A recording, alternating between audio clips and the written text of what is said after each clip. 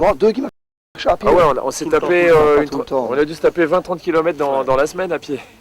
Ouais, bah, je crois que j'ai fait ça hier matin. Non, mais il vaut mieux. Fait ça, ouais, Il vaut mieux marcher que pelleter. Hein. Et alors tu marches d'un côté, puis tu vas vers là, puis tu reviens, puis tu vas vers là. Non, où est-ce qu'on va aller? Bah, risque par là. C'est agréable de marcher dans le désert. Hein. T'as pas le stress de la course en plus de ça? J'ai acheté une nouvelle paire de chaussures le matin. D'accord. J'avais les cloches. Faut être pieds nus dans le sable.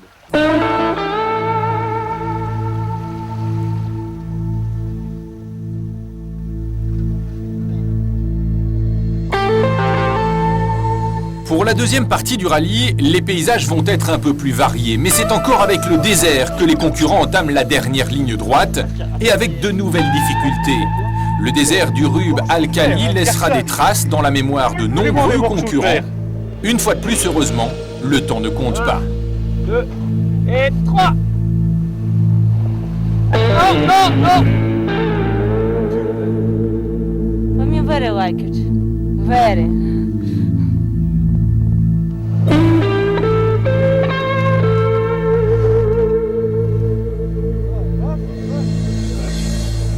Ok, bah si soit vous vous arrêtez ou si vous passez devant nous, c'est plein gaz et passez plus sur notre droite, hein, mais gaz. Hein.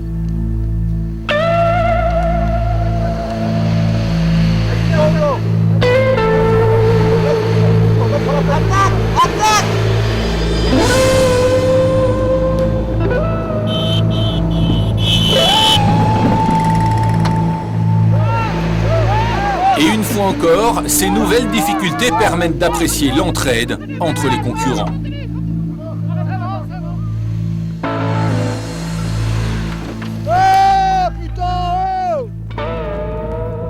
Quelques kilomètres plus loin, c'est une piste très rapide, contraste saisissant, à l'image des nombreux paysages du sultanat d'Oman.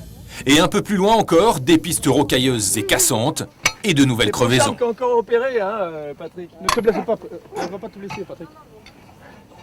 Tu vas te pour le... Fais attention, chérie. Ah ouais, c'est vachement serré.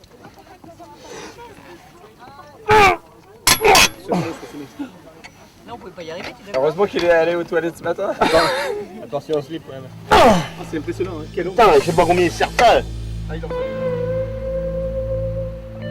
La plage encore, la diversité des paysages est étonnante.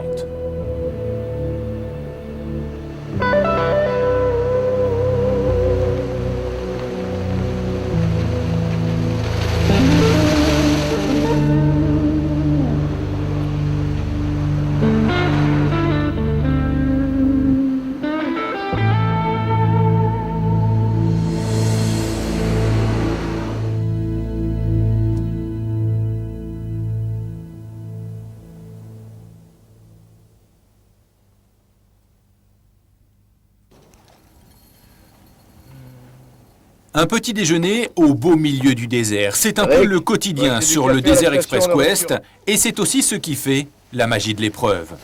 L'occasion aussi de rappeler que les concurrents sont en quasi-autosuffisance. À bord de leur 4x4 se trouve tout le nécessaire côté mécanique et navigation, mais aussi l'eau et la nourriture en quantité suffisante pour affronter l'épreuve.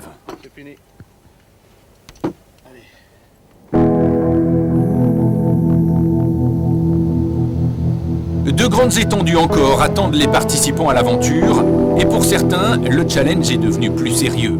Au départ de Bora Bora, tous savent en effet désormais où ils en sont, et tous savent que les Russes ont pris le pouvoir.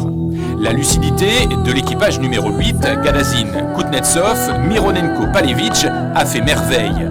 Mais le classement est très serré, moins de 20 km séparent en fait les 6 premiers équipages. Derrière les numéros 8, on trouve les Français de l'équipage d'Oman, Lardo et 2 autres Russes aux 3e et 4e places. Les pays de l'Est font une entrée remarquée sur le rallye.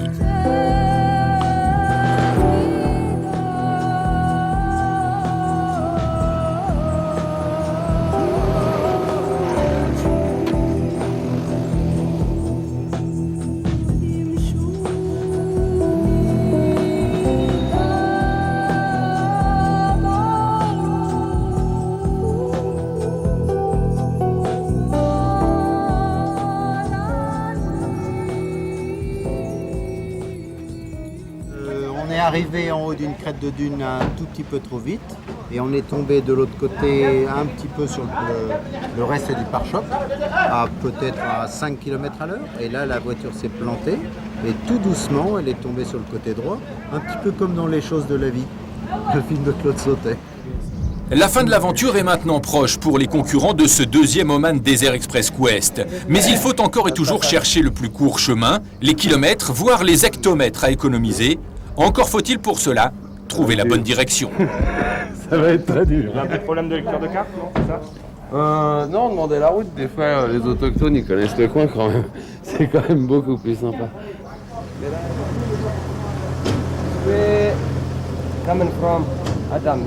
Vous allez dans cette direction? Non, non, par là.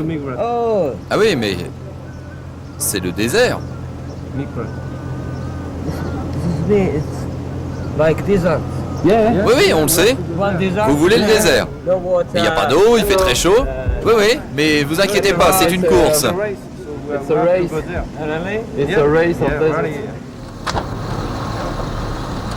Des paysages différents encore, des paysages sublimes de nouveau. Cela restera pour tous l'un des points marquants de l'aventure, l'extrême, l'extraordinaire diversité des paysages omanais. Des étendues de sable du départ aux montagnes de la fin de parcours, ce pays regorge de merveilles.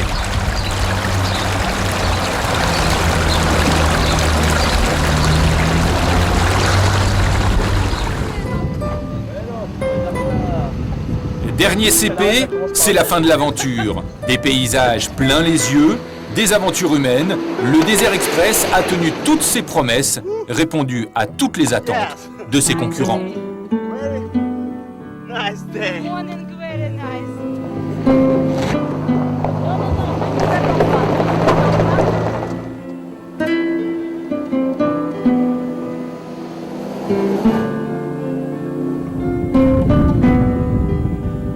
C'était très très beau. On s'est vraiment régalé, c'est fabuleux. On a fait des cordons de dunes là, magique, magique, magique, magique.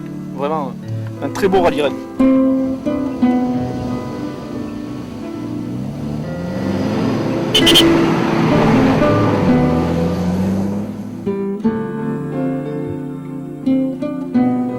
It's a very, very good race.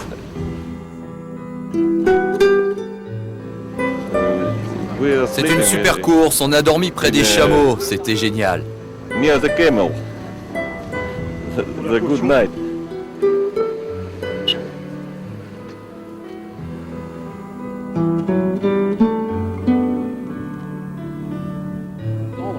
Faut pas se dire que c'est une course de vitesse surtout. Faut se dire que c'est une course qui est au kilomètre. Et puis la nuit à la belle étoile, ça détend, c'est top. Ça c'est génial. Ça.